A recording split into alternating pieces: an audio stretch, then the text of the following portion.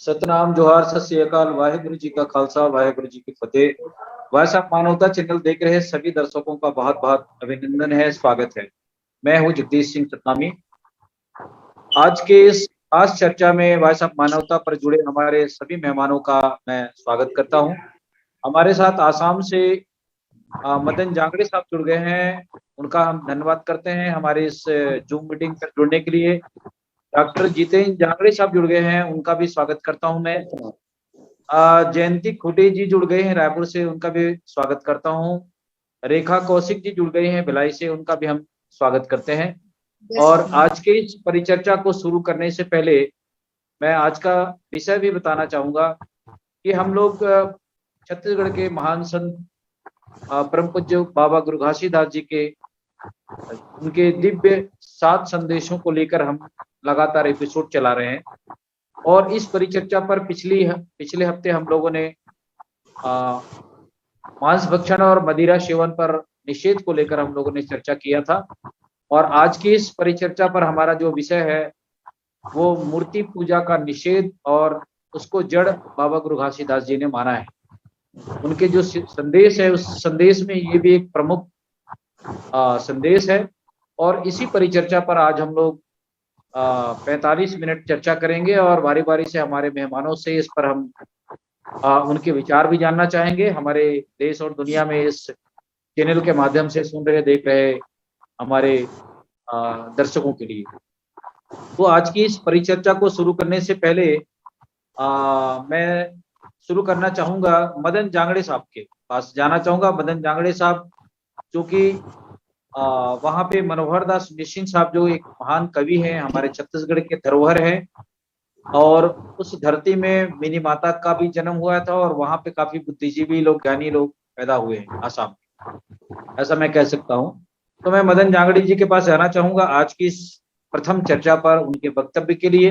मदन जांगड़े साहब हमें सुन पा रहे हैं तो जो मूर्ति पूजा का निषेध को लेकर बाबा गुरु घासीदास जी की जो ऐसे दिव्य विचार हैं, ऐसे संदेश हैं, वो कितने तार्किक हैं और पूरी मानवता के लिए कितना महत्वपूर्ण है। मदन जांगड़े साहब। हेलो जी, मदन जांगड़े साहब पर भी बात रखें। हेलो, जय हाँ सतनाम मदन जांगड़े साहब पूरे।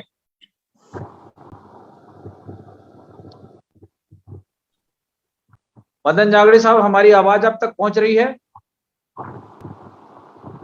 मुझे लगता है उन तक हमारी आवाज नहीं पहुंच पा रही है। मैं डॉक्टर जितेंद्र जांगड़े जी के पास में इससे परिचर्चा को शुरू करने से पहले उनके विचार लेना चाहूंगा। जितेंद्र जांगड़े साहब। सतनाम सबको। जी। बाबा गुरु घासीदास का मुख्य सिद्धांत में एक सिद्धांत है मूर्ति पूजा। हमारे साथ एक और मेहमान जुड़ गए हैं, राजभाषा आयोग के डॉक्टर अनिल भतपैरी साहब। उनका भी मैं आज के इस चैनल में उनका स्वागत करता हूं। बहुत बहुत स्वागत है भतपैरी साहब। जय सतनाम आप सभी समाज जनों को। जी जी, मैं आज की इस परिचर्चा को शुरू करने का आदेश निवेदन कर चुका था डॉक्टर जितेंद्र जांगड़े जी को। मैं चाहूंगा कि जितेंद्र जांगड़े जी अपनी बात पूरी करें। हाँ, तो बाबा गुरु घासीदास के जीवन दर्शन में एक मुख्य है मूर्ति पूजा। मानो जन्म अनमोल है, सतनाम परमात्मा मालिक का दिया हुआ एक प्रकार से वरदान है। इस मनुष्य जीवन, अनमोल जीवन को मूर्ति पूजा पर बिल्कुल खपत ना करो, खर्च ना करो। और बाबा गुरु घासीदास ने कहा कि मंदिर में का करे जइबो, अपन घट ही के देवला मनइबो, मंदिर में का करे जइबो।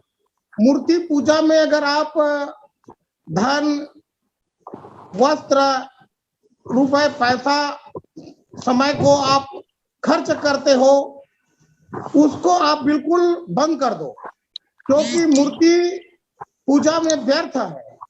आप गुरु घासीदास ने कहा कि सतनाम दिव्य शक्ति, अलौकिक स्वरूप प्रत्येक आत्मा पर निवास करता है। उस चैतन्य स्वरूप आत्मा को पहचानो। हम कौन है? हम वह परमात्मा सतनाम का भेजा हुआ है। और यहाँ पर हम मूर्ति पूजा ना करें। मूर्ति पूजा मूर्ति मतलब होता है जड़, जड़त्व। जड़ मतलब नाश्वर। तो हमारे शरीर में चेतन और जड़ दो है। उस चेतन को परखो। घट में हमारा जो चेतन सतनाम रूपी वास करता है, उसकी भक्ति करो और मूर्ति पूजा का भक्ति ना करो। इस प्रकार से बाबा गुरु घासीदास ने मूर्ति पूजा पर मानव समाज को प्रतिबंध किया और सतनाम धर्म पर तो बिल्कुल निषेध है मूर्ति पूजा। और बाबा गुरु घासीदास ने कहा क्योंकि मूर्ति पूजा है जो बलि प्रथा, हिंसा, जीव हत्या की ओर ले जाता है और मानव चैतन्य को समाप्त कर देता है। उसमें सोचने समझने का गुण नहीं रह पाता है। तो बाबा गुरु घासीदास ने इस मानव समाज को कहा कि मूर्ति पूजा कभी नहीं करना है अपने जीवन पर। मानव जो पीड़ित है, दुखित है, रोगी है, उनको भोजन कराओ, वस्त्र दो। मूर्ति की जो खर्चा करते हैं उसी को, जीवित है जो पीड़ित है उन सब का सेवा करने के लिए बाबा गुरु घासीदास ने कहा। और मूर्ति पूजा को उन्होंने इस सतनाम धर्म पर, सतनामी समाज और मानव समाज पर बिल्कुल प्रतिबंध कर दिया है, निषेध कर दिया है बाबा गुरु घासीदास ने। तो मैं अगले में और विचार रखूंगा। सतनाम। जांगड़े जी, मैं चाहूंगा कि हमारे कुछ साथियों के घर से आवाज आ रही है, कृपया हमारा जो प्रोग्राम डिस्टर्ब हो रहा है, तो पहले तो मैं चाहूंगा कि अपने अपने मोबाइल को, जिनको अवसर दिया जाता है वो अपनी आवाज को अपने घर से खोले, ताकि आपके घर की आवाज हमारे इस लाइव प्रोग्राम में ना आ पाए। तो मैं गुजारिश करूंगा कि सभी साथियों से ये जो कुछ साउंड आ रही है वो साउंड क्लोज हो जाए, जिनके यहाँ से भी आ रही है। तो ये ध्यान रखें कि जिनको भी हम अवसर देते हैं वो अपनी आवाज को खोलें और अपनी बात रखें। तो मैं आज के इस प्रोग्राम में हमारे सम्मानी मेहमान जुड़ गए हैं जो राजभाषा आयोग के सदस्य हैं और मुझे लगता है अध्यक्ष हैं या सदस्य हैं। इस पर मैं थोड़ा कंफ्यूज हूँ जी। तो मैं अनिल भतवारी साहब से चाहूंगा, निवेदन करूंगा कि आज की इस खास परिचर्चा पर अपने विचार रखें। और पहली बार उनसे हमारे इस प्रोग्राम में लाइव जुड़ने के लिए मैं उनका स्वागत करता हूं कि उन्होंने अपना कीमती समय दिया है। मैं अनिल भतवारी साहब से चाहूंगा कि जो बाबा गुरु घासीदास जी के साथ दिव्य संदेश है उसमें मूर्ति पूजा का निषेध जो बाबा जी ने बताया है उस पर अभी जांगड़े जी ने कहा, तो मैं चाहूंगा कि भतवारी साहब काफी चिंतक लेखक हैं और एक गायक भी है वो, तो मैं उनसे चाहूंगा कि आज की इस महत्वपूर्ण परिचर्चा पर अपने विचार व्यक्त करें। अनिल भतवारी साहब। आप सभी संत समाज को मेरा जय सतनाम। बहुत ही महत्वपूर्ण ये माध्यम है और इसके द्वारा हम सब सुदूर रह के भी जुड़ पा रहे हैं। असल में गुरु बाबा घासीदास जी के जो सिद्धांत है वो सिद्धांत उसी टॉपिक पे क्यों आया, इनके ऊपर हमको विमर्श करना चाहिए कि 7 सिद्धांत है, तो उन 7 सिद्धांत में एक मूर्ति पूजा निषेध भी है। तो मूर्ति पूजा निषेध के बारे में वो क्यों कहा जी। तो इसके पीछे हमको जानना पड़ेगा कि समकालीन समय में गुरु बाबा जी के समय में कर्मकांड बहुत ही व्यापक रूप में विद्यमान था और उसमें मूर्ति पूजा जो खास तौर से रहा है वो मूर्ति पूजा ईश्वर की मूर्ति पूजा, भगवान की, देवी की, देवता की। तो गुरु घासीदास जी ने अपने अंतर्मन से, अपने ज्ञान से ये तो साबित किया था कि कोई ऐसा अलौकिक या कोई ऐसी परम शक्तियां हैं या देवी है या देवता है, वो है या नहीं है, इनके बारे में वो लगभग ये जान चुके कि वो कहीं ना कहीं हमारी सुप्रीम मन की, अपनी ब्रेन की, अपनी परिकल्पना की ऊपर, रियल में ऐसा कोई है नहीं, ये वो जान चुके।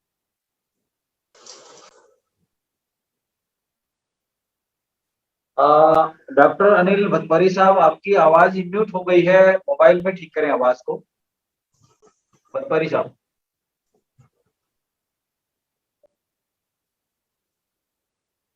भतपरी साहब, आपकी आवाज ही म्यूट हो गई है, उसको ओपन करें, आवाज को ठीक करें।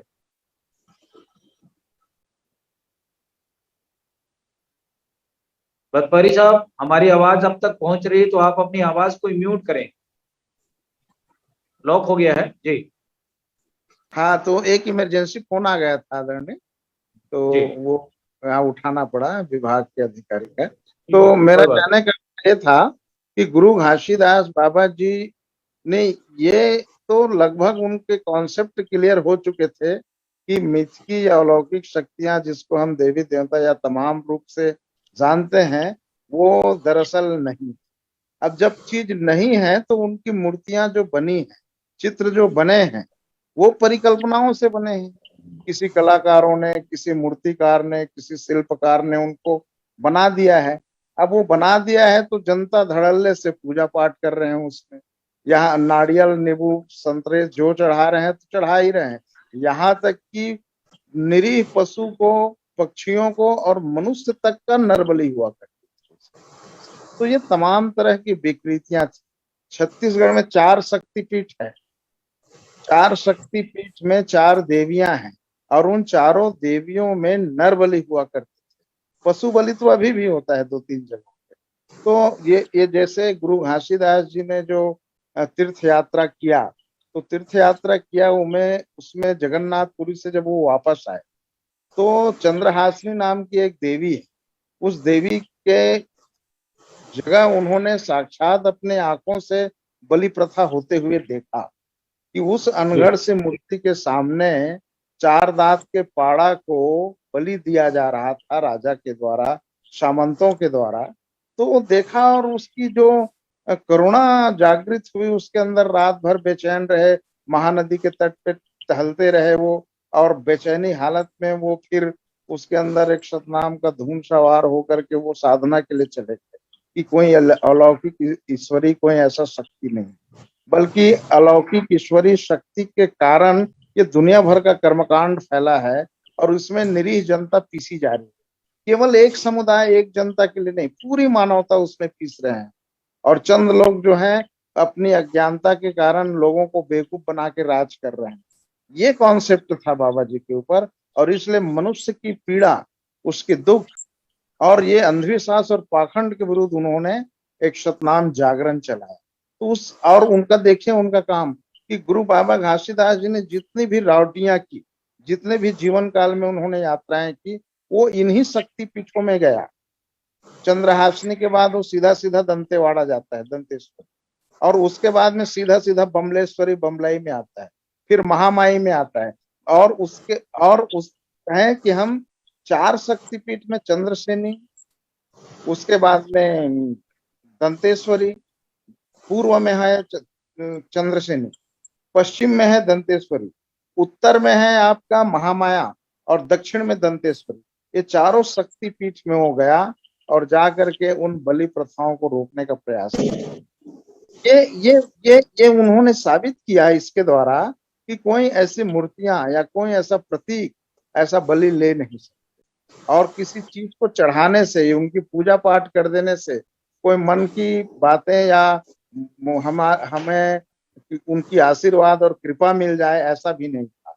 ये केवल एक अंधविश्वास था, और इस अंधविश्वास को तोड़ने के लिए उन्होंने पहला प्रहार किया कि हमें मंदिरों में नहीं, मंदिरों में जो रखी गई मूर्तियां हैं और पत्थर की जो मूर्तियां हैं उसको हमको नहीं पूजना है। वो साफ साफ निषेध किया उनका। और अभी जितेंद्र भाई बोल भी रहे थे इस बात को कि मंदिरवा में का करे जेबो घट के देव बने।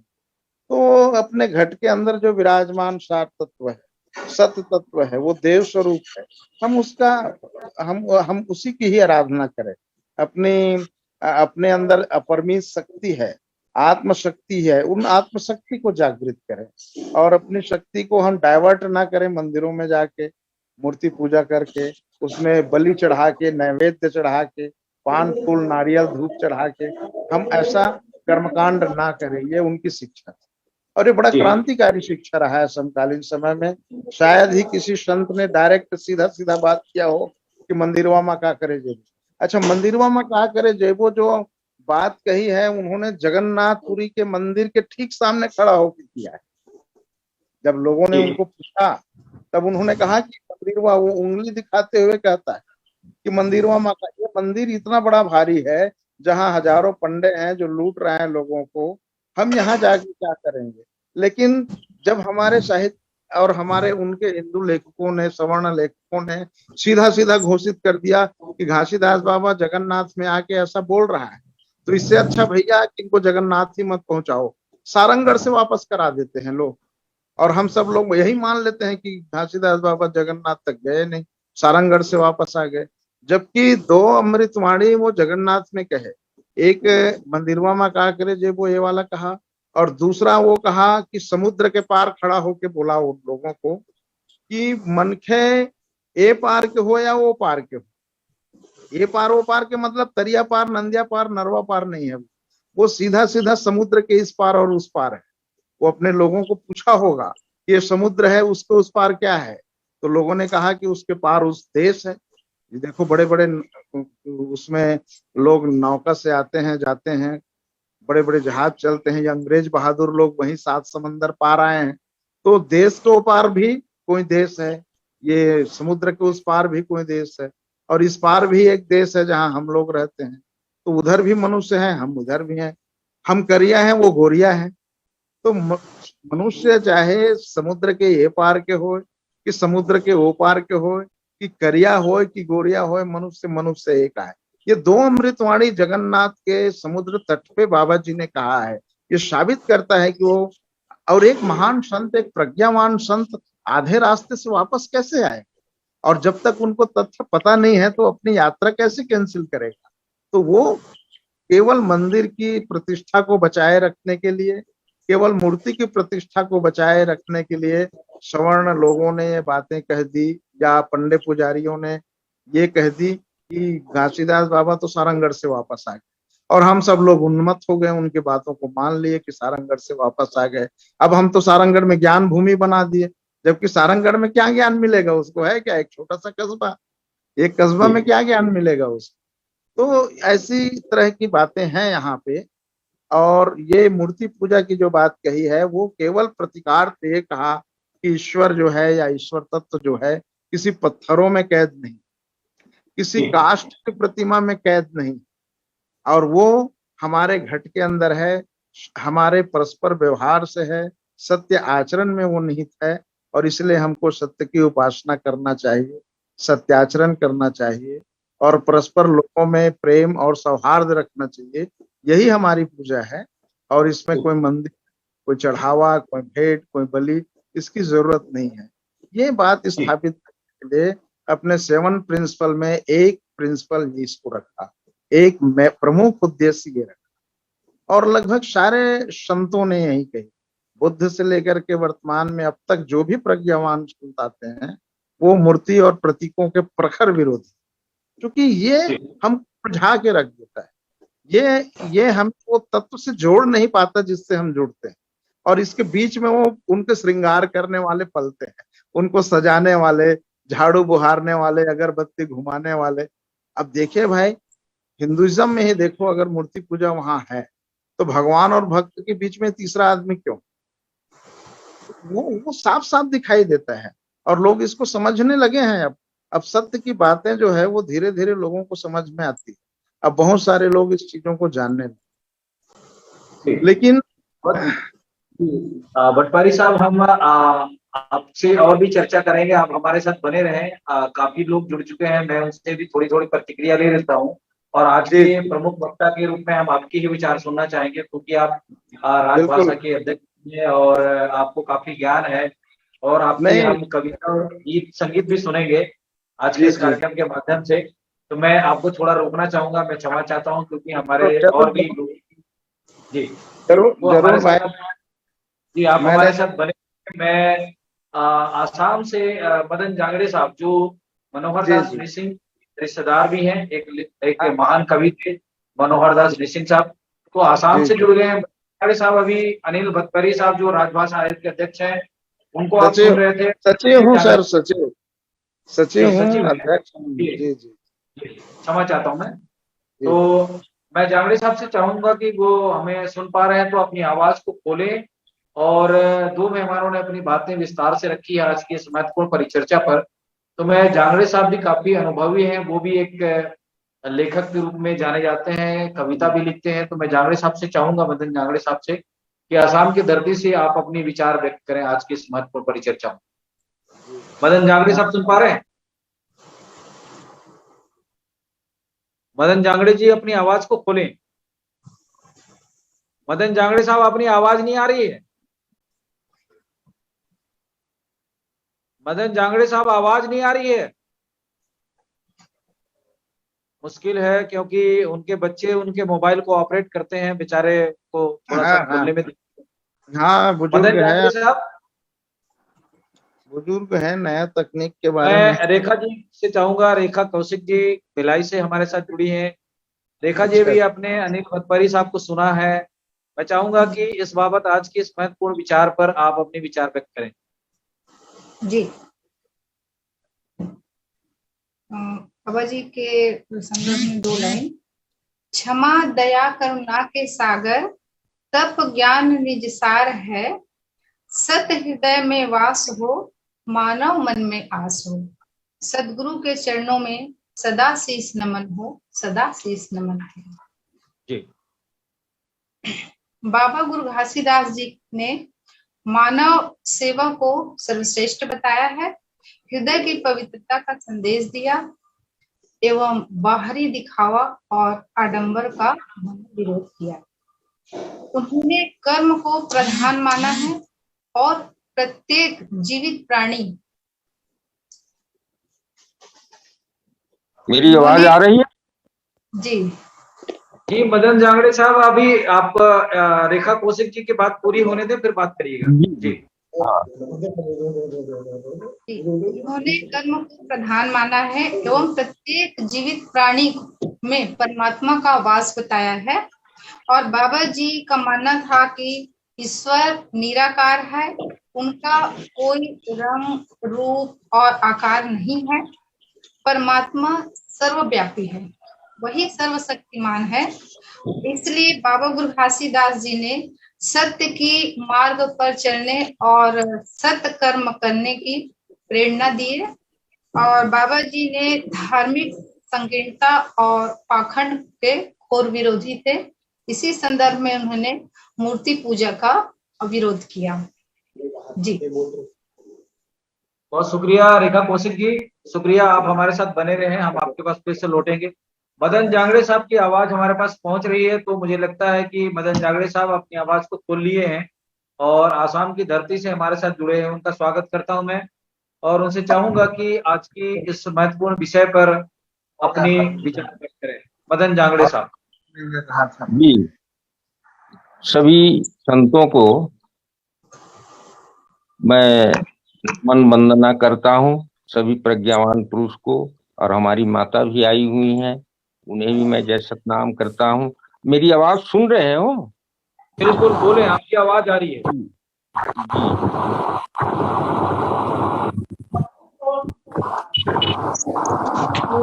हमारे भारत भूमि जो है, इसे पवित्र भारत भूमि कहा गया है, पवित्र। और ये पवित्रता का कारण है गुरु और संत। तो भारतवर्ष जो है गुरु और संतों का देश है। और हमारे जितने भी मतलब गुरु और संत हुए, सभी मूर्ति पूजा का निषेध किया है, क्योंकि मूर्ति पूजा हमें जो वहाँ सत्य तत्व है, असल तत्व है, इससे हमें वंचित कर देता है। मदन जांगड़े साहब, आपके यहाँ से कोई आवाज आ रही है? किसके यहाँ से आ रही है? बहुत डिस्टर्ब हो रहा है प्रोग्राम में। नहीं, मेरे यहाँ से तो कोई आवाज नहीं है। जिनके से यहाँ से भी आवाज आ रही है, थोड़ा सा अपनी आवाज को देखें जरा, कहीं ना कहीं आवाज तो आ रही है। ये मदन जांगड़े साहब अपनी बात पूरी करें। मूर्ति जो है हमें सत्य की ओर से भटका देता है, भटका करके अज्ञान अंधेरे की तरफ ले जाता है हमें। इसलिए हमारे जितने भी संत गुरु हुए, जैसे गुरु कबीर साहब ने भी कहा कि पाहन पूजे हरि मिले तो मैं पूजू पहाड़, याते भली चक्की है जो पीस खाए संसार। और इसी प्रकार हमारा जो मतलब जितने गुरु और संत हुए, वे मूर्ति नहीं पूजे, वे पद्मासन में बैठ करके नेत्र मुंद करके मतलब वे भीतर की ओर तलाश किए, और तब वहां मतलब जो सच्चा ज्ञान है वह चीज प्राप्त होता है। बुद्ध को देखिए, नानक, कबीर, घासीदास, रविदास, किसी ने मूर्ति पूजा नहीं किया, सब पद्मासन बैठ करके और नेत्र बंद करके मतलब वे बैठे हुए हैं। इसका मतलब वहां कुछ तलाश कर रहा है, तलाश है वहां। तो सत्य जो है इसके अंदर में ही है। तो मूर्ति पूजा जो है वो बिल्कुल भटकावा है। हमें सत्य से, प्रेम से, दया से, करुणा से, ममता से हमें कठोर बना देता है, क्योंकि वह जड़ है। तो जड़ को पूजने से हमारी मति जो है वो जड़ हो जाती है। और हमारे महापुरुष, चाहे हमारे गुरु संत या हमारे भारतवर्ष का मतलब परंपरा था प्रकृति का पूजा। प्रकृति का पूजा का मतलब होता है कि उसे धूप धुना लेकर के पूजा नहीं करना। जैसे पानी है, पानी को हमें पवित्र रखना है, स्वच्छ रखना है, जो आज नहीं है, आज बिल्कुल गंदा हो गया है। और पृथ्वी है, पृथ्वी को हमें पवित्र और स्वच्छ रखना है, लेकिन आज हम उसे गंदा कर रहे हैं। अब वो पॉलीथीन जो है वो मारात्मक चीज है, पृथ्वी जिसे हजम नहीं कर सकती है, उस चीज को हम डाल रहे हैं उसमें, तो क्या होगा? इससे तो विनाश होगा, विकास तो होगा नहीं। पानी को गंदा कर रहे हैं, अग्नि को गंदा कर रहे हैं, सारे चीज जितने पंच तत्व जो है, प्रकृति जो है जिससे हम जीवन धारण किए हुए हैं, उस चीज को हम विषाक्त कर रहे हैं। आज असम का नतीजा देखिए। अब घर घर में पहले मतलब कंपनी ही चाय बगान करती थी, तो इसलिए कम मात्रा में कीटनाशक दवा डालते थे।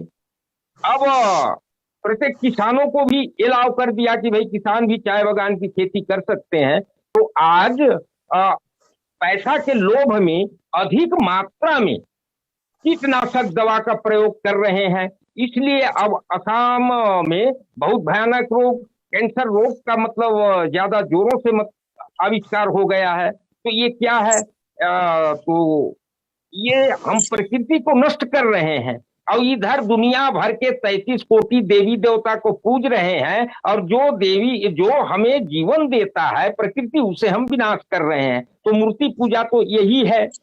मूर्ति पूजा से कोई लाभ नहीं है, उससे विनाश ही होगा। जैसे कि मतलब कवि मनोहर दास जी कहते हैं कि मुर्दा के पूजैया मन जियत लमारिन डंडा मा, 18 पुराण गवाही दे थे, वर्णन करके गावा थे।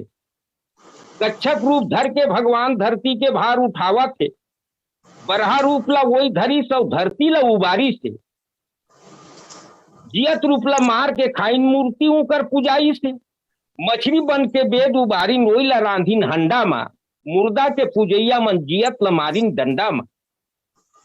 सत ला छोड़ के असत ला पूजिन, सत कहे मा जूझा थे, जियत पिता के पांव नहीं छुए, मरे में पितर पूजा थे। अगर पूजना ही है तो गुरु जन, माता पिता, अपने से बड़ों को पूजा करो, जो जीवित है, जो आपकी फरियाद सुनेगा। और पथरा के मूर्ति आपका क्या सुनेगा? वो तो बर्बादी की ही रास्ता है। जियत पिता हर दवा नहीं पावे, मरे में दान लुटावा थे, और मरे हाड़ा गंगा में लेके पिंडा दान जुटावा थे। पितरी लोक दान अमरावा, नौकर बन के पंडा मन। ये सारे पंडा पुजेरियों का खेल है, जो अपने झोली भरते हैं और पूरे मतलब भारत को विनाश की ओर ले जा रहे हैं। तो गुरु घासीदास का जो मार्ग है बिल्कुल सत्य मार्ग है। और ये मूर्ति पूजा बिल्कुल बंद हो जाना चाहिए। मूर्ति पूजा से मतलब सारे मतलब विभ्रांति हो रहा है। मनुष्य सत्य को छोड़ करके असत्य की तरफ में जा रहे हैं। बिल्कुल आज विकास नहीं, विनाश की ओर हम जा रहे हैं। इसलिए मूर्ति पूजा बिल्कुल निषेध होना चाहिए।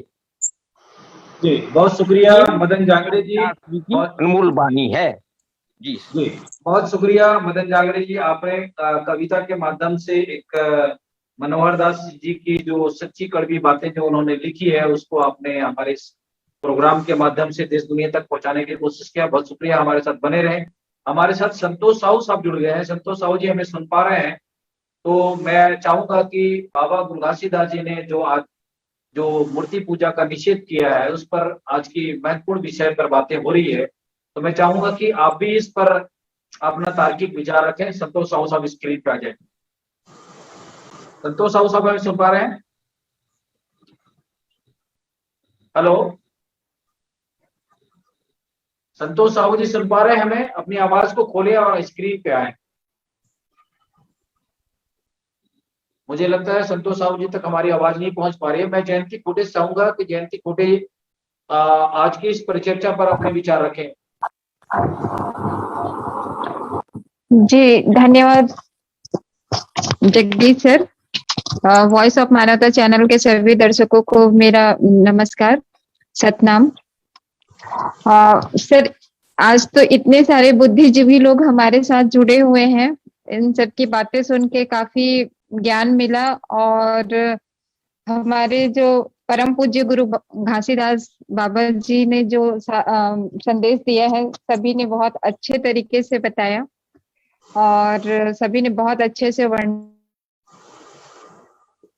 ज्ञानवर्धक बातें लगी सभी की।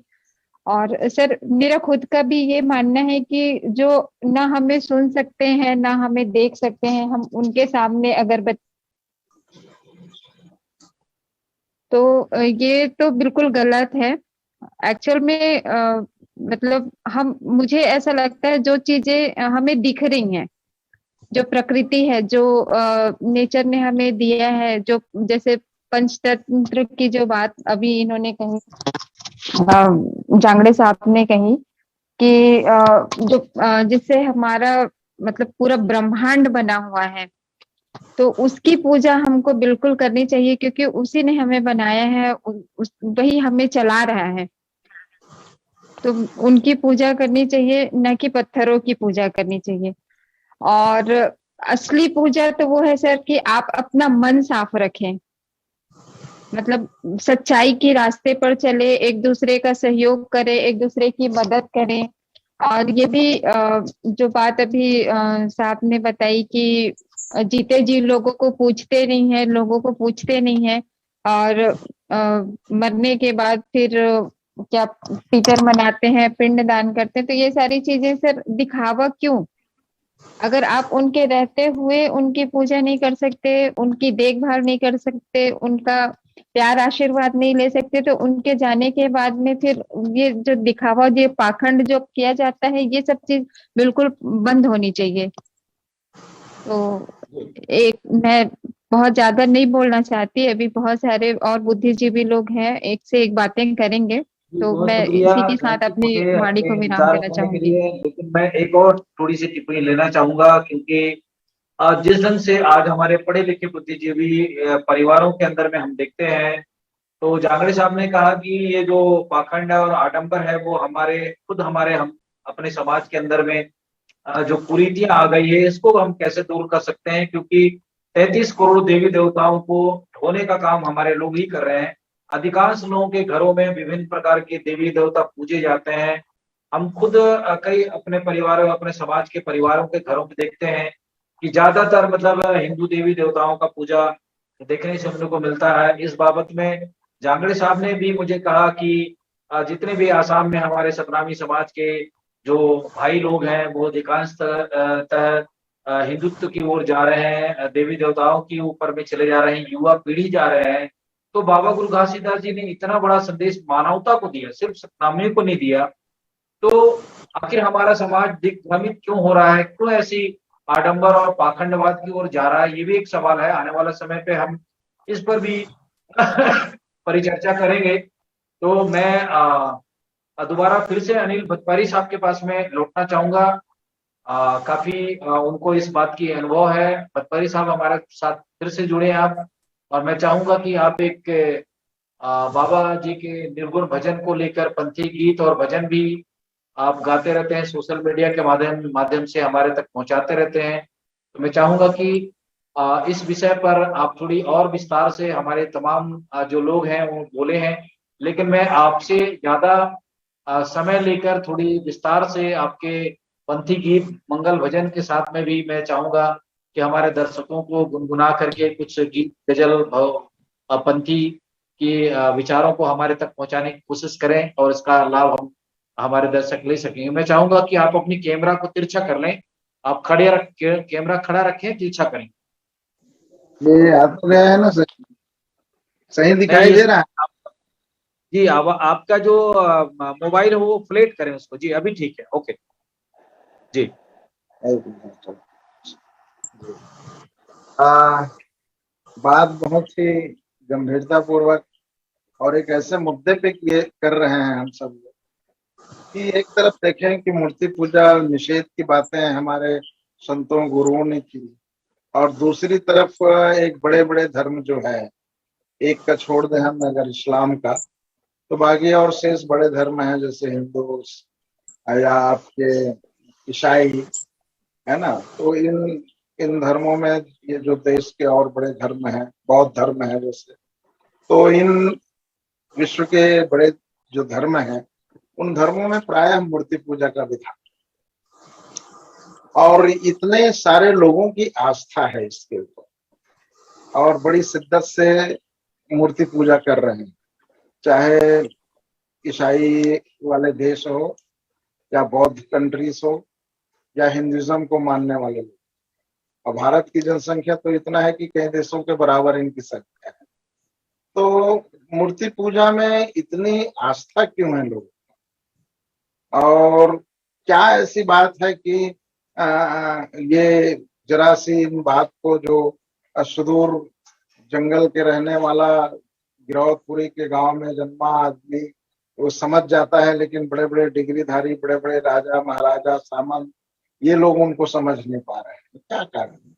और एक तो अभी देश में एक होड़ सी मची हुई है कि अब मूर्तियां जो है वो बड़ी ऊंचाई में बने, करीब करीब 108 फीट है, ऐसी घोषणा हो रहा है, 151 फीट, 251 फीट, 271 फीट, हर जगह बनती जा रही है। तो ये अब ऐसे परिस्थिति में हम कैसे दुनिया को संतों के अनुरूप मूर्ति विहीन करें या मूर्तियों से मुक्त करें, ये एक सबसे बड़ी समस्या। और मनुष्य ऐसा है कि वो अनुकरण से जीता है, और जब अगल बगल बड़ी बड़ी मूर्तियां बनाई जा रही है, बड़े बड़े मंदिर स्थापित किए जा रहे हैं, तो उनका अनुसरण भी अब इन पंथों में हो रहा है। हमारे सतनाम धर्म में तो अब देखिए यहाँ भी मंदिर बनते जा रहे हैं, मंदिर में गुरु घासीदास जी की मूर्तियां बनती जा रही है, उनसे संबंधित बहुत सारे जो दृष्टांत है, झांकियां हैं, उनकी भी प्रतिमा बनाई जा रही है। शोभा यात्रा जुलूस में हम सब वो धड़ल्ले से प्रयोग कर रहे हैं। तो एक तरफ हम बात करते हैं कि मूर्ति पूजा नहीं होनी चाहिए, और दूसरी तरफ हम सब कर रहे हैं। केवल मूर्ति पूजा से अगर कोई बचा हुआ है अभी, तो वो मैं देखता हूं कि एक इस्लाम है और दूसरा सिख धर्म में तो सीधा सीधा गुरु ग्रंथ को ही माने जा रहे हैं, और निशान की पूजा होती है, ध्वज का। और सतनाम धर्म में अगर हम देखें तो वहां जैतखाम निशान है और दूसरा गुरु गद्दी। लेकिन हम अपने मूर्तियों में गुरु घासीदास की फोटो तो लगा ही रहे हैं, मूर्तियां भी कहीं कहीं बनवा रहे हैं, और एक तरह से चित्र भी देखा जाए तो कहीं ना कहीं मूर्ति के ही स्वरूप है। और मूर्ति का आशय भी अगर हम देखे जाए तो मूर्ति पूजा का प्रचलन कौन से धर्म में हुआ, भारतीय परिप्रेक्ष्य में अगर हम देखते हैं तो मूर्ति पूजा का आरंभ तो बौद्ध धर्म से। हिंदुइज्म में मूर्ति पूजा था ही नहीं, वहां तो प्रकृति पूजक थे। वेदों में देखो कि वहां तो हवा देवता है, वायु देव, वहां उषा देवी है, प्रातः काल मित्र देव है, पशु देव है, अग्नि देवता है। तो ये वहां तो था ही नहीं। राजा रवि वर्मा ने चित्र बनाया, पुराणों की रचना हुई, उपनिषद बने, भाग और उनके भागवत शास्त्र आदि बने, तो कलाकारों ने उस प्रसंग को लेकर के चित्र बनाए, और चित्र बनने के बाद में फिर पत्थरों में तराश करके मूर्तियां बना दी गई। लेकिन मूर्ति शब्द का अर्थ होता है प्रतिमा, प्रतिमा शब्द का अर्थ होता है सेकंड कॉपी, कार्बन। बौद्ध धर्म में प्रतिमा जो है, बुद्ध की प्रतिमा है, वो कार्बन कॉपी है। देखा गया कोई चीज, कोई ऐतिहासिक संत है, कोई ऐतिहासिक महात्मा है जो हमारे सामने थे, जिसको हमने देखा है, जो गौर वर्ण थे, श्याम वर्ण के थे, लंबे बाल थे, कुंचित केस रहा होगा, ऐसे हम देखे हैं। वो अनुभव के आधार पे उनकी प्रतिमा बनाई। तो बुद्ध की प्रतिमा बनाई गई वो इसी की तरह की, वो एक ऐतिहासिक महापुरुष था। हमारे लोगों के बीच में ही हम जैसे घूमते फिरते थे और वो उपदेशनाएं करते थे। तो उनके जाने के बाद उनके अनुयायियों ने 300-400 साल के बाद में उनको देखे गए अनुभव के आधार पर प्रतिमा बनाई और उसी प्रतिमा का अनुसरण करके लगभग 6वीं और 7वीं शताब्दी में विभिन्न पुराणों के आधार पे, विभिन्न तरह के हिंदुइज्म धर्म ग्रंथ के आधार पे भारत में मंदिर और मूर्तियों की स्थापना। नहीं तो आमतौर पे देखा जाए तो आज भी ग्रामीण क्षेत्र में जाओ, कोई अनगढ़ पत्थर में बंधन रूप दिए और उसको सहाड़ा देव बना दिए, या उसको महादेव कह दिए गए, या उसको शीतला देवी कह दिए गए। तो इस तरह से वहां अनगढ़ताएं थी, कोई प्रतिमाएं नहीं थी। वो प्रतिमाएं बहुत बाद में जब विकसित हुआ, जब कलाकार आए, जब ललित कलाओं का विकास हुआ, तब कहीं जाकर के प्रतिमाएं बनना शुरू। और फिर अब जब प्रतिमाएं बन गई तो लोग श्रद्धा से उनको पूजने लग गए। अब पूजने लग गए तो पंडित वर्ग आ गए, पुरोहित वर्ग, उसमें तंत्र मंत्र पानी छिड़क के प्राण प्रतिष्ठा कर दिए गए और प्राण प्रतिष्ठा करके सुबह शाम आरती और फिर केवल मूर्ति के पूजा से ही मनोकामना की पूर्ति हो जाए, इस टाइप की बातें फैला दी गई और आम जनता जो है उस पाखंड में, उस कर्मकांड में डूब के रहे। और तो और उसमें विभिन्न तरह की बलि प्रथाएं, नैवेद्य, नारियल, धूप दीप चढ़ाना शुरू कर दिए। तो ये एक कुप्रथा सामने आया। इन कुप्रथा के कारण इनको रोकने का हमारे संतों का एक महाअभियान चला और ये महाअभियान महात्मा कबीर से ज्यादा शुरू होता है, क्योंकि महात्मा कबीर निर्गुण परंपरा के उद्घोषक एक तरह और निर्गुण निराकार की स्वरूप का स्वर जो है फिर नानक में, रैदास में, गुरु घासीदास जी में, नामदेव में, तुकाराम, तमाम संतों की एक परिपाटी है पूरी देश भर और उन देशों में आया। एक कारण ये हो सकता है। दूसरा कारण क्या है कि मंदिर और प्रतिमा किसने बनाया? वो जो सक्षम थे, जो राजा थे, जो सामंत थे, जिनके पास संपदा था, तो संपदा थे वो लोग बनाए बड़े बड़े मंदिर, बड़ी बड़ी मूर्तियां, और उस संपदा को मेंटेन करने के लिए गांव की जमीन चढ़ा दी गई। अब आपको जान के आश्चर्य होगा कि छत्तीसगढ़ में कई ऐसे मठ है, कई ऐसे मंदिर है जिनमें सैकड़ों और हजारों एकड़ जमीन है। जगन्नाथ में अभी सर्वे में आया था कि जगन्नाथ मंदिर की कई हजारों गांव और एकड़ जमीन है जिनकी उत्पाद से वो चलता है। तिरुपति मला का भी वही, तिरुपति में हमारे रायपुर में दूधाधारी मठ में 300 गांव है और उनकी खेतों के अनाज जो है वो चढ़ता है, उसमें उनसे प्रबंधन होता है। तो वो लोग बड़े बड़े मूर्ति बनाए, पत्थर के, ग्रेनाइट के। अब तो भैया सोने चांदी की मूर्तियां बन रही और लोग इतने साधन सक्षम। मैं तो सुना हूं कि अब तो रविदास साहब का भी सोने की मूर्ति बन गई, कबीर साहब का जगह जगह मूर्ति बन रहा है, गुरु घासीदास जी का बड़ा भव्य भव्य मूर्तियां बन रहा है। तो ये प्रतिमा को हम क्या करें? ये प्रतिमा तो शोभायमान है कि जो हकीकत महापुरुष हुए हैं। अभी लखनऊ में देखिए, लखनऊ में जो गार्डन बनाया है उसमें सब संतों की प्रतिमाएं हैं। अब लोग वहां जाएंगे तो श्रद्धा से तो सर झुकेगा। तो ये हमको निर्णय करना पड़ेगा, ये हमें गंभीरता से सोचना पड़ेगा। एकेडमिक रूप से नए पीढ़ियों को भी हमको बताना है कि हमारे गुरु ऐसे थे और हमको ये भी बताना है कि वो मूर्ति पूजा के विरोध भी किए हैं।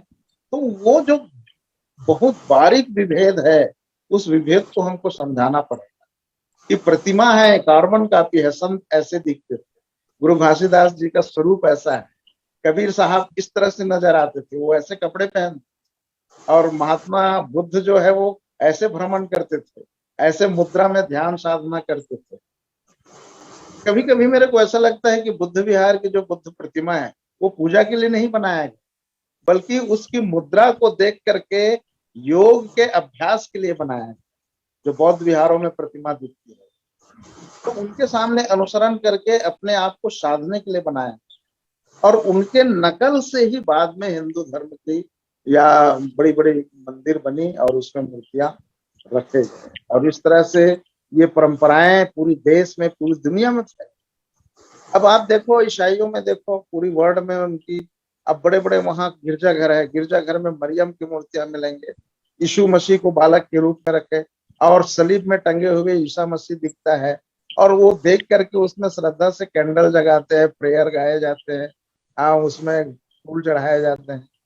वैसे ही हर तरह से एक तो प्रतिमा पूजा का एक तरह से दौर चल रहा है, और ऐसे समय में हमें बहुत ही गंभीरतापूर्वक और बड़ी सोच समझ करके हमको ये तय करना है कि हमें हमारे महापुरुष जो ऐतिहासिक पात्र है, जो रियल में हुआ है, जो लौकिक है, जो दिखा है आंखों के सामने, हम उसका सम्मान उनके चित्रों के माध्यम से, प्रतिमाओं के माध्यम से कैसे करें, और साथ में जो सुप्रीम शक्ति है जिसको हमने ईश्वर की कल्पना कर रखी है, जो निराकार है, जो निर्गुण है, उस निर्गुण और निराकार के स्वरूप को भी हम कैसे बचा के रखें। ये हमारे लिए संत परंपरा को मानने वाले लोगों के लिए ये बड़ी दो गंभीर समस्या है, और इस समस्या का निदान हमें ही करना है, कोई दूसरा आके हमको नहीं बताया।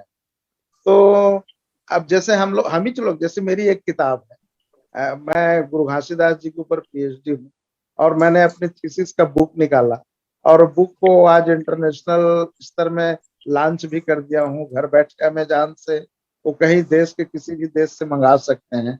तब उसमें उस किताब में मैंने सामने कवर वो किताब मैंने रखा है, और सामने कवर ये देखिए, मैंने ये गुरु घासीदास और उनका सतनाम पंथ बुक 380 पृष्ठ है इसकी, और 380 पृष्ठ में बाबा जी का औरा धौरा के वृक्ष तले, ये दिख रहा होगा, औरा धौरा के पेड़ तले बाबा जी ध्यानरत मुद्रा में थे।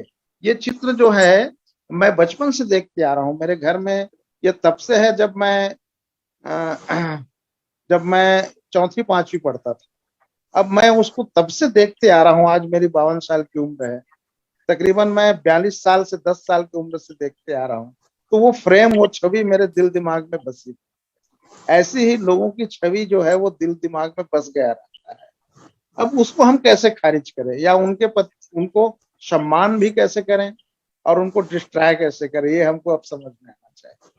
तो मेरा कहने का आशय है कि हमें ऐसी मूर्ति पूजा, मूर्ति निषेध और सतनाम और निराकार की उपासना में हमें ये भेद करना चाहिए। दरअसल है क्या चीज, मैंने बहुत गंभीरता से इस बात को सोचा और निष्कर्ष निकाला कि मूर्तियां जो ऐतिहासिक पात्र हैं जिसको लोग देखे थे, उनके प्रतिमा बनाए, जैसे बुद्ध का प्रतिमा, जैसे हम घासीदास का प्रतिमा सेकंड कॉपी है कि घासीदास बाबा के लंबे बाल थे, दाढ़ी था, मूंछ था, चौड़े सीने थे, गौर वर्ण थे, अजानु बाहु था, 6 फीट कद था। तो उसको देख करके उस हिसाब से चित्र बनाए गए, या उनके वंशजों को देख करके अनुमान लगाया गया कि बाबा जी इस तरह से दिखते थे, तो उसके हिसाब से उनके चित्र बनाए गए, उस तरफ से उनकी प्रतिमा बनाई गई। अब दूसरे तरफ क्या है कि गुरु घासीदास ने जो सिद्धांत दिया, सत्य को हम ईश्वर की तरह माने, और अगर ईश्वर ना माने तो सत्पुरुष एक सुप्रीम शक्ति है, तो वो निराकार है, निर्गुण है। तो हम निराकार और उनकी आराधना तो कर रहे हैं और उनकी कोई प्रतिमा नहीं। लेकिन कहीं कहीं मैं देखने में आ रहा है कि अब सत्पुरुष की भी प्रतिमाएं बन रही है। सत्पुरुष की ये तो आस्था है, धर्म है, और आस्था में जो आस्थावान लोग हैं वो अपने मन से, अपने मनोविकार से वो कुछ ऐसी चीजें सृजित कर लेता है, गर्हित कर लेता है कि उनको वो मान लेता है, उनकी मान्यताएं हो जाती है, और वर्षों के बाद में वो जनश्रुति रूढ़ हो जाता है, और वही रूढ़ मूढ़ परंपरा चल पड़ती है। अभी हमारा धर्म जो है वो बहुत ज्यादा दिनों का नहीं है, महज 250 साल का है छत्तीसगढ़ में। और 5वीं पीढ़ी बालदास जी, उनका जन्मदिन है, उनको मैं बधाई देना चाह रहा हूँ इस मंच में कि धर्मगुरु है, वो गद्दीदार है अभी सतनाम पंथ का। वो 5वां पीढ़ी का नेतृत्व कर रहा है।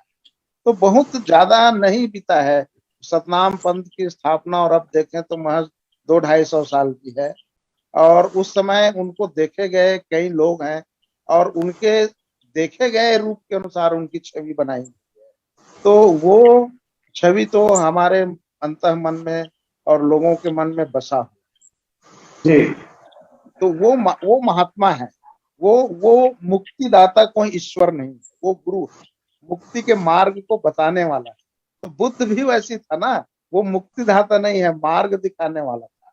तो जो मार्ग दिखाने वाला है, जो ऐतिहासिक पात्र है, उसकी तो प्रतिमा, उनकी तो छवि बनेगी, लोग बनाएंगे ही, देखेंगे ही। लेकिन जो ईश्वर है, जिसको हम भगवान बना के रखे हैं, जिसको परमात्मा बना के रखे हैं, जो निराकार है, उसकी प्रतिमा कैसी होगी भाई? उसकी तो प्रतिमा हो ही नहीं सकती। तो इसलिए गुरु घासीदास जी का जो सिद्धांत है, वो तथाकथित ईश्वर की प्रतिमा का विरोध, ईश्वर की मूर्ति का विरोध। तो हमें ईश्वर की मूर्ति का विरोध करना चाहिए। हमें किसी सुप्रीम पावर या भगवान की जो मूर्ति को विरोध करना चाहिए, क्योंकि भगवान जैसा चीज तो है नहीं। भगवान तो प्रकृति है। भगवान का विच्छेद करो तो भ से क्या होता है? भूमि हो जाता है, ग से गगन हो जाता है, व से वायु हो जाता है, और न से नीर हो जाता है। तो ये जो 5 तत्व है वही ईश्वर, ये प्रकृति के 5 तत्व ही ईश्वर, जिनकी शक्तियां विराजमान है। जहाँ सूर्य चंद्र तारे चमक रहे हैं, हवाएं चल रही है, सारे ग्रह एक गुरुत्वाकर्षण में बसे हुए हैं। ये गुरुत्वाकर्षण क्या है?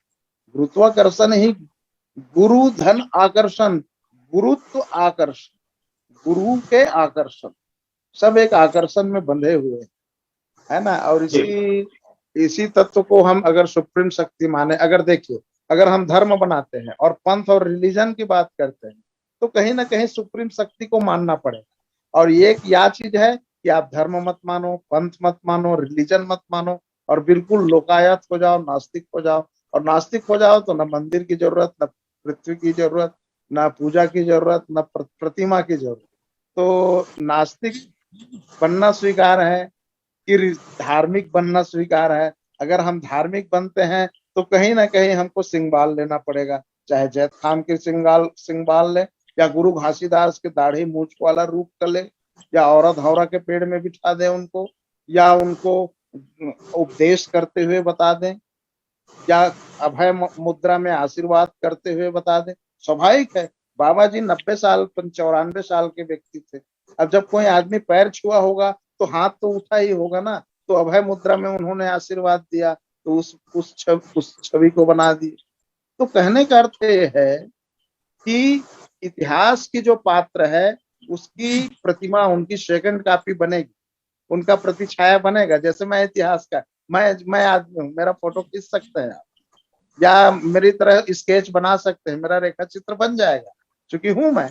वैसे घासीदास थे, जब गुरु घासीदास थे तो उनका चित्र तो बनेगा। राजा बालक दास जी का भी चित्र बना, उनके बाद जो भी आएगा सबका बन रहा है। पहले तो देखो, गुरु घासीदास जी के पहले कई राजा थे छत्तीसगढ़ में। आज भी जाके देखो, 300-400 साल पुराने जो राजा है, उनके पेंटिंग बना हुआ है। उस समय कलाकार मिल जाते थे, चित्र बनाने वाले, और अब उस राजा का चित्र बना हुआ है। घासीदास बाबा के पहले जो बड़े बड़े राजा थे, खैरागढ़ में, कोमाखान में, आपके बस्तर में, तो जो बड़े बड़े राजा थे उनके पोर्ट्रेट, उनका पेंटिंग मिलेगा। जी राजनांदगांव में घासीदास नाम का एक बैरागी राजा था, जो कोट टाई पहनता था। वो कोट टाई पहनना है, इंग्लैंड में उनका फोटो खिंचाया गया है, वो मिल जाता है देखने के लिए। तो कहने का अर्थ ये है कि जो इतिहास का पात्र है उनका छवि बनेगा, लेकिन जो भगवान है, जो दिखता नहीं है, जो अवतार नहीं है, जो कहीं कुछ नहीं है, उनकी प्रतिमा बनना और उनके सामने निवेदन करना, प्रार्थना गाना, बलि चढ़ाना, नैवेद्य करना, ये आडंबर है, ये ढोंग है, ये पाखंड है। गुरु घासीदास जी इसी का विरोध किया है। इसको हमको समझिए और लोगों को समझ। भट्टपारी साहब, मैं हमारा समय भी नजदीक आ चुका है। मैं बहुत शुक्रिया हमारे साथ जुड़ करके आपने इतनी विस्तार से आज की इस बाबा गुरु घासीदास जी के दिव्य संदेशों पर आपने विचार व्यक्त किया है और हमारे लोगों को आपके इस विचार का जो है वो लाभ मिलेगा भी। मैं मदन जांगड़े जी के पास में चाहूंगा कि वो संक्षिप्त में जो भतपरी साहब ने अपनी बातें विस्तार से रखी है उस पर अपनी विचार वक्तव्य करें कि जो भतपरी साहब ने अपने अनुभव के आधार में, अपने थीसिस के आधार पे, क्योंकि बाबा गुरु घासीदास जी के ऊपर में उन्होंने पीएचडी किया हुआ है, तो काफी गहन अध्ययन भी किया हुआ कि पीएचडी करने में काफी टाइम लगता है और उनके एक एक पहलुओं पर उनको जाकर के ऑन स्पॉट जाकर के उनको जानना और समझना पड़ता है। तो मैं चाहूंगा मदन जांगड़े साहब, चूंकि आप मनोहर दास निश्चिंग साहब, जो उनसे मैं कभी छत्तीसगढ़ की धरती पर वो आए थे पहली बार, तो उनसे हम छोटे थे फिर भी उन जिज्ञासु होने के नाते उनसे कुछ सवाल तर्क किए थे। तो उनको मैंने पूछा कि भाई बाबा गुरु घासीदास जी के बारे में इतनी जानकारी आपको कहाँ से हासिल हुई? तो उन्होंने कहा कि मुझे ऐसे दिव्य ज्ञान और ऐसे सपने के माध्यम से बाबा जी के बारे में मुझे सपना आया और मैं छत्तीसगढ़ में आया। जब छत्तीसगढ़ में वो आए तो यहाँ के लोगों को भी बाबा गुरु घासीदास जी के बारे में या उनके स्थान के बारे में बहुत लोगों को पता नहीं था। हमारे अधिकांश समाज के लोग नहीं जानते थे। तो फिर वो खोजते खोजते वो गिरौदपुरी के उस तपोवन पे गए, छाता पहाड़ गए, सारे जगह उनको अध्यात्म ज्ञान हुआ और अध्यात्म ज्ञान के आधार पर ही उनको ऐसी शक्ति मिली और वो बाबा जी के ऐतिहासिक चीजों का उन्होंने अपने कविता के माध्यम से, अपने ग्रंथ के माध्यम से विभिन्न लेख लिखे और उसी की कविता और कहानियों को बहुत सारे आज जो साहित्यकार और लेखक हैं लिखते हैं और उन्होंने किताबें बनाई है। तो मैं चाहूंगा कि मदन जांगड़े साहब उनके रिश्तेदार भी हैं, तो आज की इस पर आदरणीय एक शब्द कहूंगा। मैं भी बहुत ही सौभाग्यशाली हूँ कि महाकवि मनोहर दास निरसिंह जी से सन 1991, 92 और 93 3 साल तक मेरी मेल मुलाकात होती रही है गिरौदपुरी मेला में। और 94 के बाद जब मैं पेंड्रा रोड मेरी पोस्टिंग हो गई, तब से गिरौदपुरी आना मेरा कम हो गया। नहीं तो हर मेला जाता था, क्योंकि मेरे पीएचडी का काम चल रहा, तो मैं उनसे चर्चाएं किया करता था और वो बहुत ही हर्षित होके हम लोग को बताया करते थे। जो वो किताब की दुकान लगाते थे, उसका बड़ा लड़का खेमराज निरसिंह जी और उसका नाती ऋतुराज भी बैठता था। तो वो बुजुर्ग हो चुके थे, लेकिन बहुत खुशी वो लोगों को बताते थे। बहुत ही नहीं, उनके विषय पर हम एक सेशन और भी रखेंगे। मैं मदन जांगड़े जी और आपसे भी चाहूंगा कि मनोहर दास जी के बारे में हम एक जरूर एपिसोड चलाएंगे उनके इतिहास के बारे में। बहुत शुक्रिया। मैं मदन जांगड़े जी से मैं चाहूंगा कि आज का हमारा परिचर्चा का समय कंप्लीट हो चुका है, फिर भी मैं चाहूंगा रेखा जी से और मदन जांगड़े जी से कि संक्षिप्त में एक मिनट में अपनी उनकी विचार को आज के इस परिचर्चा पर अपनी बात रखें। मदन जांगड़े साहब। ठीक है, डॉक्टर भतपरी सर ने जो कहा सत्य है।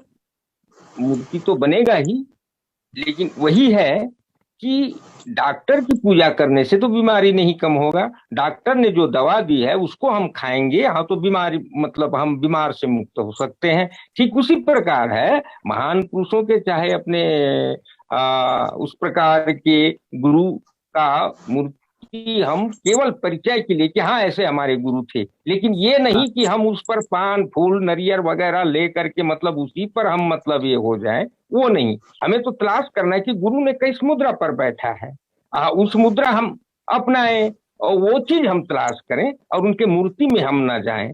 अच्छा, कवि जी ने लिखा है, मैं कवि जी का मतलब एक कविता है। गुरु के मैं सुने अमृत बानी ल गुने ल भईगे, गुरु के मैं सुने अमृत बानी ल गुने ल भईगे, गुरु कथे अखिया में देखा या अपनो दिल में सरेखा, सबके कर लेवा पहचानी ल गुने ल भईगे। कोनो मंदिर में जाबे मुर्दा मूर्ति ल पाबे, पूजा या दान चढ़ावे मेवा के भोग लगावे, अर्जी करबे विनती करबे मूड पटकबे पांव परबे, तभो ले नहीं बोला वो हर मुंह बानी ला, गुरु के सुने मैं अमृत बानी ला गुने ल भईगे। घर में तोर माता पिता बोलत बतरावत गीता, ओकरे ते पूजा करबे सो उठ के पांव परबे, ओकरे ते भोग लगाबे पाछू ते भोजन पाबे, और जियत के पूजा करबे जीते जी जग लतरबे, पा जाबे पद निर्वाणी ला, गुने ला भईगे, गुरु के सुने मैं अमृत बानी ला, गुने ला भईगे।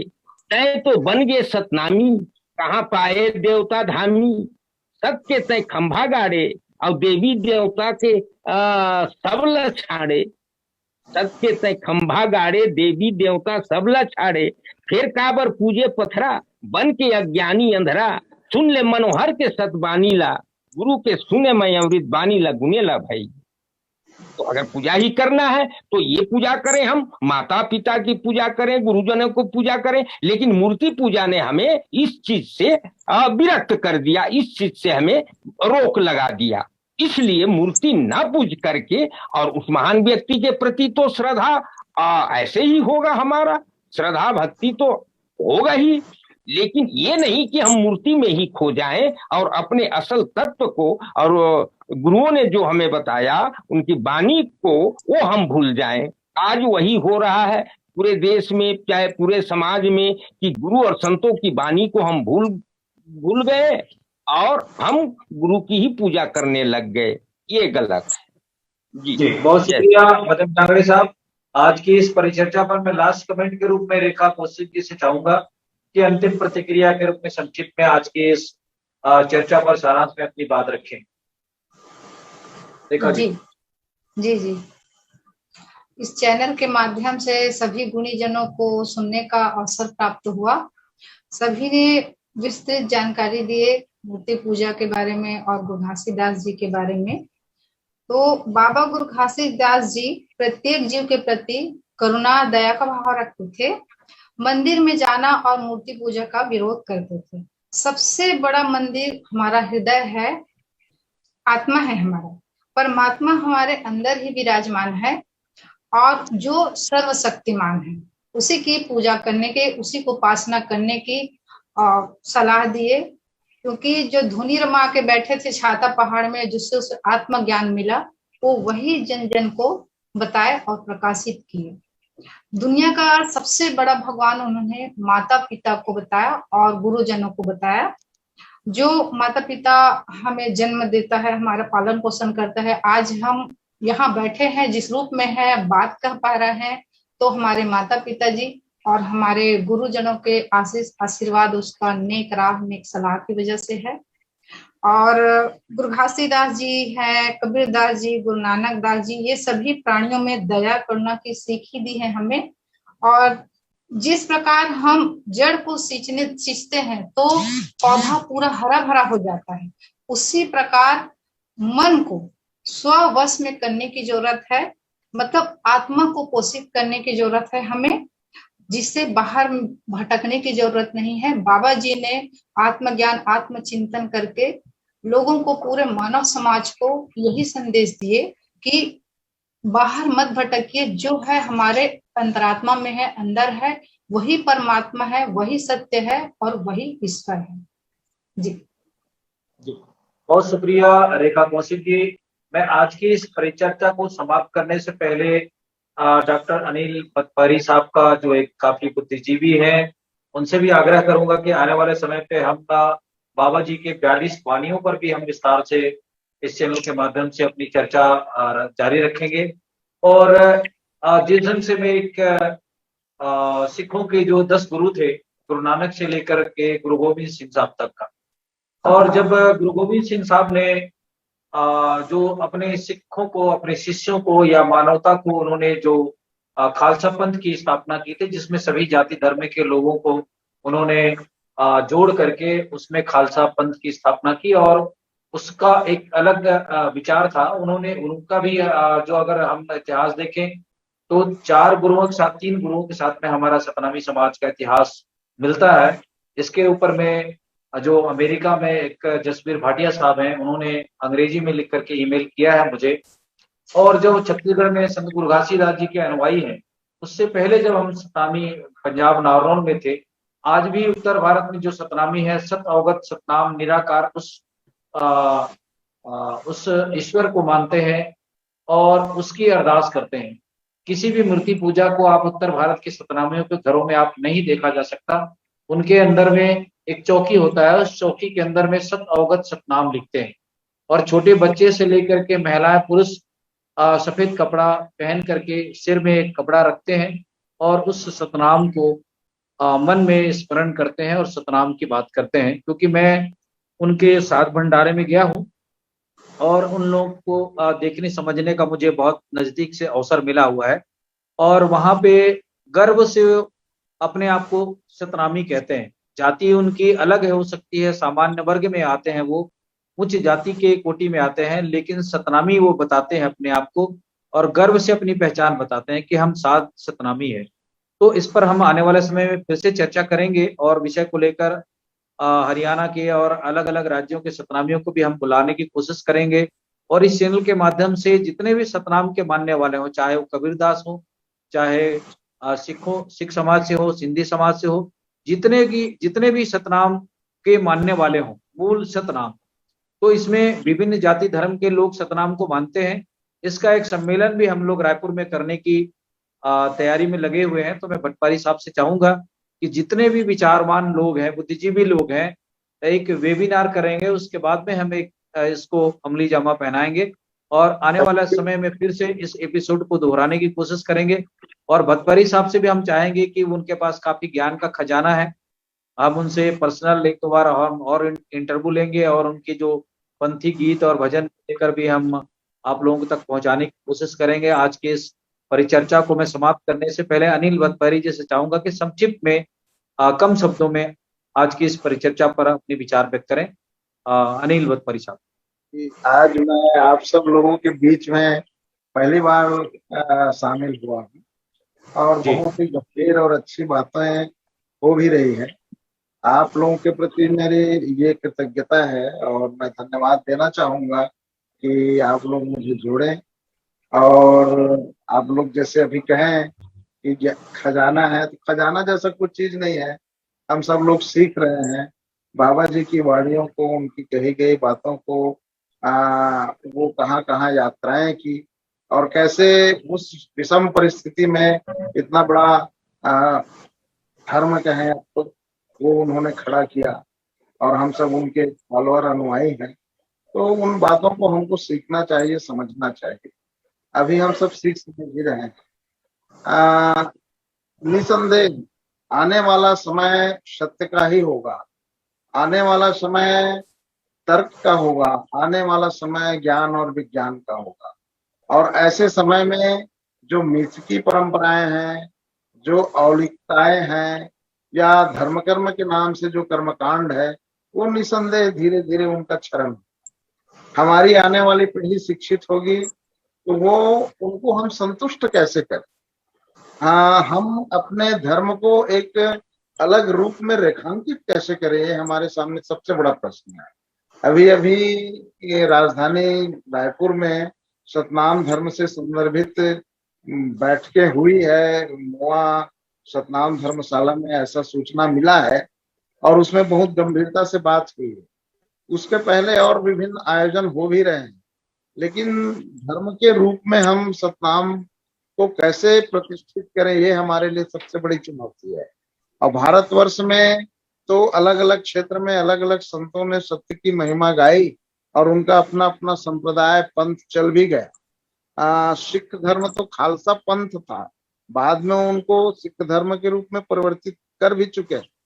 और अभी अभी सुनने में मिलता है मुझको, उत्तर भारत में रविदास साहब के नाम से रविदासी जो पंथ है, उसको रविदसिया धर्म बनाने के लिए प्रयास तक जारी है। वैसे हमारे छत्तीसगढ़ में जो सतनाम पंथ है, उसको हम लोग धर्म बनाने के लिए प्रयास कर रहे हैं। और अनेक तरह की, जैसे गोंडी धर्म है, सरना धर्म है, दक्षिण में जाओ तो लिंगायत है, ऐसे धर्म बनने के लिए बहुत सारे संप्रदाय सामने आ रहा है और भारतवर्ष में ये डिमांडेड है। लेकिन शासन प्रशासन की सबसे बड़ी कमजोरी है कि अगर हम धर्म के रूप में अगर कहीं एक को घोषित करते हैं तो यहाँ और एक साथ 100 धर्म खड़ा हो जाए और जो धर्म हिंदू के नाम से बहुसंख्यक बना है वो अल्पसंख्यक हो जाए। तो जो हिंदुइज्म के लोग हैं वो विभिन्न धर्म बनाने के लिए सबसे बड़े रोड़े, उनको हटाना पड़ेगा। और एक बड़ी बात, एक चीज और मैं बता दूं कि सतनाम पंथ को धर्म के रूप में हम तभी बना सकते हैं जब हमारे व्रत, त्योहार और उत्सव हो। अभी तक सतनाम पंथ केवल 18 दिसंबर मानते, और वो भी बड़ा हास्यास्पद ढंग से 18 तारीख से 31 तक। अब 2 दिन और पहले शोभा यात्रा निकाल रहे हैं, 16 तारीख से तो 31 हो गया। अब कुछ लोग 16 के पहले और 10 और 12 को निकालते हैं, कुछ लोग दिसंबर से लेके पूरा जनवरी तक मानते हैं। तो ये जो भेड़िया धसान है, आयोजन की जो होड़ है, उनको सीमित करना पड़ेगा और वर्ष भर का कार्यक्रम बनाना पड़ेगा कि आज घासीदास बाबा की जयंती है, फिर बालक दास साहब की जयंती मनाएंगे, फिर मिनी माता जी की मनाएंगे, फिर अलग अलग पर्व और मेले हैं, अलग अलग तिथियां हैं, उनको हम त्योहार के रूप से कैसे परिणित करें। जब हमारा तीज त्योहार, हमारा व्रत उत्सव, हमारे मेले ठेले हो जाएंगे, तब वो दुनिया को अपने आप पता चल जाएगा कि ये अलग से धर्म है। अभी तो हम लोग एक ही सार्वजनिक जयंती को मना नहीं पा रहे हैं ठीक ठाक। तो हमें इन सब चीज में गंभीरता पूर्वक जो विचारवान लोग हैं उनको करना चाहिए। और मुझको बड़ा दुख होता है कभी कभी कि मुख्य अतिथि बनाने के लिए किसी नेता को बुलाए हैं और कोई नेता समय नहीं दिया, तो उसके नाम से जयंती की तिथि को बदल देते हैं। नाचा नहीं लगा, मान ले जाए आज दानी दरवन का नाचा नहीं लगा, आज गोरेलाल बर्मन का नाच नहीं लगा, तो उसके नाम से हम जयंती को बदल देते हैं। तो ऐसी ऐसी बहुत सारी छोटी छोटी सोच है लोगों की, उन सोच को हमको तोड़ना पड़ेगा और निर्णय लेने पड़ेंगे। बालदास साहेब या और धर्म गुरु है या समाज के जो राजमहंत है, प्रमुख लोग हैं, उनको बैठ के विचार विमर्श करना चाहिए कि धर्म के रूप में हमको कैसे व्यवस्थित करना है, कौन कौन से 30 त्योहार बनाए और कैसे उन 30 त्योहार को मनाए। हम लोग प्रगतिशील की, मैं साहित्य प्रकोष्ठ का सचिव हूँ, विगत 10-12 साल से हम लोग काम कर रहे हैं। बाबा जी के 9 रावटी स्थल का रोड मैप बनाए और लोगों को ये प्रचारित किए। हमेशा आर्टिकल लिखा मैं, और आर्टिकल लिख लिख के प्रचार किए कि कम से कम हिंदू धर्म में 4 धाम की यात्रा हो।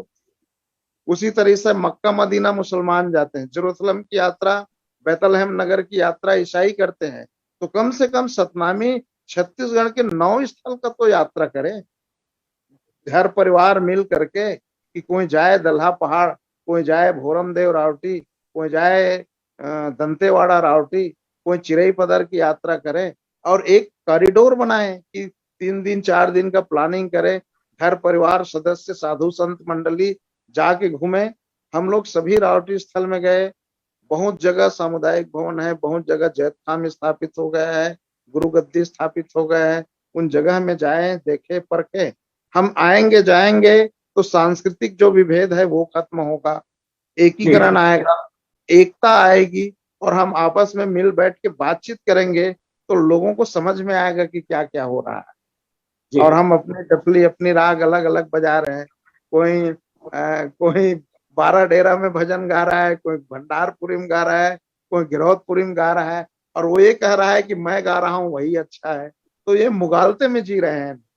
तो उन सब चीजों को त्यागना पड़ेगा और मिल करके ये प्लानिंग करनी होगी कि हम सब मिल करके कैसे कर सकते हैं। क्योंकि हर कोई धर्म बनाने के काम में हर कोई का योगदान है।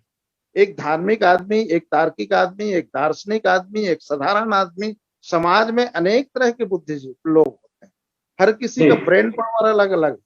एक बुजुर्ग 70 साल, 90 साल, 80 साल के आदमी को समझाना, एक छोटे से बच्चा को समझाना, एक पढ़ा लिखा बेरोजगार लड़के को कन्विंस कराना, ये सब अलग अलग बात है और सबको अलग अलग स्तर से समझाना पड़ता है। और जो वो समझ जाते हैं वही धर्म का आशा ये है कि ऐसा तत्व जो हम हृदय में धारण करें, जो हमारे मन और दिलो दिमाग को अच्छा लगे, वो धर्म। जी बहुत शुक्रिया अनिल गतबरी साहब, हमारे साथ आपने अपना कीमती समय निकाला और इस चैनल के माध्यम से देश और दुनिया में हमारे इस प्रोग्राम को देख सुन रहे सभी लोगों को आपने संबोधित किया। आपका बहुत बहुत शुक्रिया। मदन जांगड़े जी का भी हम धन्यवाद करते हैं कि उन्होंने भी हमारे लिए ये समय निकाला और आज की इस परिचर्चा में भाग लिया। जयंती खूंटी जी लास्ट कमेंट के रूप में कुछ अगर कहना चाहते हैं तो कह सकती हैं। हमारा कार्यक्रम का समय समाप्ति की ओर है। मैं जयंती खूंटी जी हमें सुन पा रहे हैं? मुझे लगता है वो जयंती जी लास्ट कमेंट के रूप में संक्षिप्त में अपनी बात रखें आज की इस महत्वपूर्ण परिचर्चा पर। अभी मैं भट्टभाई सर को सुन रही थी, काफी ज्ञानवर्धक बातें थी और मैं बिल्कुल उनकी बातों का समर्थन करती हूँ। और सर मैं अभी स्पीचलेस हो गई हूँ, मैं क्या बोलूँ, अभी कुछ है ही नहीं बोलने लायक। और ठीक है। और भी आगे कार्यक्रम जो होंगे आप ऐसे बुद्धिजीवी लोग को बुलाइए ताकि हमारा जो आने वाला जो इन चीजों को सुने, जाने और समझे, क्योंकि ये जो ज्ञान की कमी है वो हमारे आने वाले जनरेशन को जानना बहुत जरूरी है। जी जी बहुत शुक्रिया जयंती जी। आज के इस कार्यक्रम को मैं यही समाप्त करने की इजाजत चाहता हूं और सभी मेहमानों को दोबारा मैं चाहूंगा कि हमारे इस प्रोग्राम को देखें, सुने, लाइक करें, कमेंट करें और अपनी प्रतिक्रिया भी दें समय समय पर। और जितने भी आज के इस खास प्रोग्राम में जुड़े मेहमानों का मैं शुक्रिया करता हूं कि आने वाले समय में फिर से हमें आप हमारे इस प्रोग्राम में आ पाएं और आप लोगों की जितनी भी ज्ञान की बातें हैं, जो अनुभव की बातें हैं, वो समाज के सामने रखें ताकि उसका लाभ, आपके जीवन का अनुभव का लाभ समाज को मिले, न्यू जनरेशन को मिले। मैं मदन जांगड़े साहब से चाहूंगा कि आप मनोहर दास सिंह साहब के सानिध्य में रहे हैं और बहुत सारी जानकारी आपके पास है। और पिछले 2-3 प्रोग्राम में आप हमारे साथ जुड़ रहे हैं, इससे पहले आप नहीं जुड़ पाए थे। भट्टभाई साहब भी, मैं पिछले बार रायपुर में प्रोग्राम था तो गया था, उनसे इंटरव्यू लेने की कोशिश भी किया, लेकिन मैं उनके निवास तक नहीं पहुंच पाया। लेकिन जूम मीडियम के माध्यम से हम भट्टभाई साहब का स्पेशल एक इंटरव्यू करेंगे, उनके पंथी गीत और उनके भजन और उनकी जो पीएचडी किए हुए उसके बारे में। तो मैं आज के इस कार्यक्रम को आज के इस कार्यक्रम को यहीं समाप्त करता हूं। अनिल भट्ट साहब कुछ कहना चाह रहे हैं लास्ट में?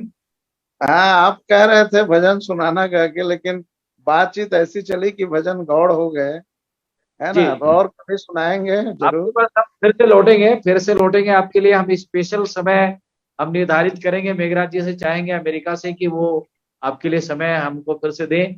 मैं आज के इस कार्यक्रम को यही समाप्त करता हूँ। सतराम जोहर, वाहिगुरु जी का खालसा, वाहिगुरु जी की फतेह, सत श्री अकाल। धन्यवाद आप सभी का। जय सतनाम। जय सतनाम। जय सतनाम।